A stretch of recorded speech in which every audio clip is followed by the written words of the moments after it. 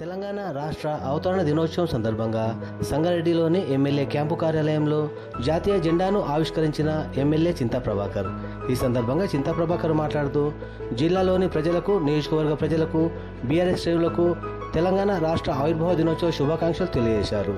కార్యక్రమంలో బీఆర్ఎస్ నాయకులు, కార్యకర్తలు పాల్గొన్నారు.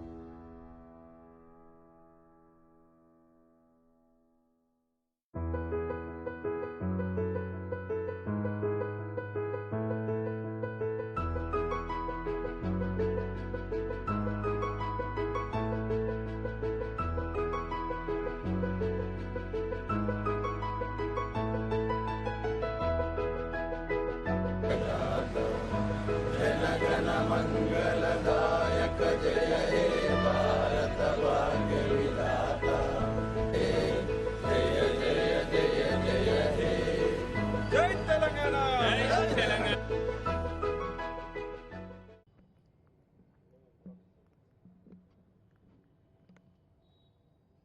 తెలంగాణ రాష్ట్రం ఏర్పడి 10 సంవత్సరాలు పూర్తవుతున్న సందర్భంగా జిల్లా, నియోజకవర్గ ప్రజలందరికీ హృదయపూర్వకంగా శుభాకాంక్షలు. ఈరోజు తెలంగాణ సాధించుకున్నామంటే కేసీఆర్ గారు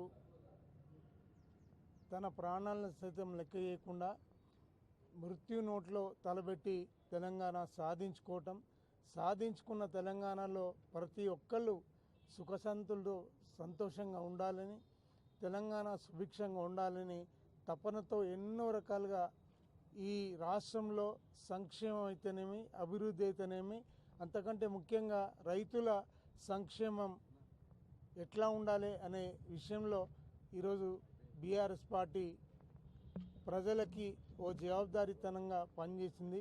24 గంటల కరెంట్ అయితేనేమి, ఈరోజు రాష్ట్ర రాజధానిలో సెక్రటేరియట్ అయితేనేమి, అంబేద్కర్ 125 అడుగుల ఎత్తు విగ్రహం కానీ, ప్రతి జిల్లాకి, నూతనంగా ఏర్పడ్డ జిల్లాకి మెడికల్ కాలేజీలు కానీ, ఈరోజు గురుకుల పాఠశాలలు కానీ, అన్ని కులాలకి, అన్ని మతాలకి, అన్ని వర్గాలకి సమాంతరంగా తీసుకెళ్ళినటువంటి ఘనత కేసీఆర్ గారిది. ఈరోజు దేశానికే ఈ తెలంగాణ రాష్ట్రం ఆదర్శంగా నిలిచింది.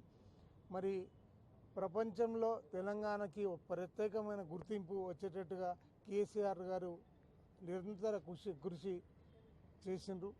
ఈరోజు మరి ప్రభుత్వం ఏదున్నా వాళ్ళు ప్రజలకు జవాబుదారీగా అంకితభావంతో పనిచేసి ఈరోజు ప్రజలకి ఇంతకుముందు ఏ రకంగా అవుతున్నదో సంక్షేమం అయితేనేమి, కరెంట్ అయితేనేమి, ఆ పథకాలు ఏవి కూడా తీసేయకుండా ఈరోజు కరెంటు కూడా నిరంతరాయంగా ఈరోజు కరెంటు రావాలి. అదే రకంగా రైతుల సంక్షేమము అన్ని రకాలుగా చూడాలి. మరి అవన్నీ చూడాలని చెప్పి మేము కూడా ఆశిస్తున్నాం.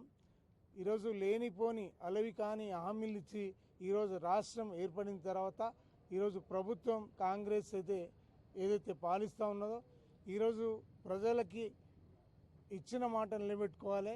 ఇచ్చిన మాట నిలబెట్టుకోకపోతే మేము ప్రజల పక్షాన బీఆర్ఎస్ పార్టీ ఎప్పుడూ ఉంటుంది, పోరాటాలు చేస్తామని తెలియజేసుకుంటూ జై తెలంగాణ.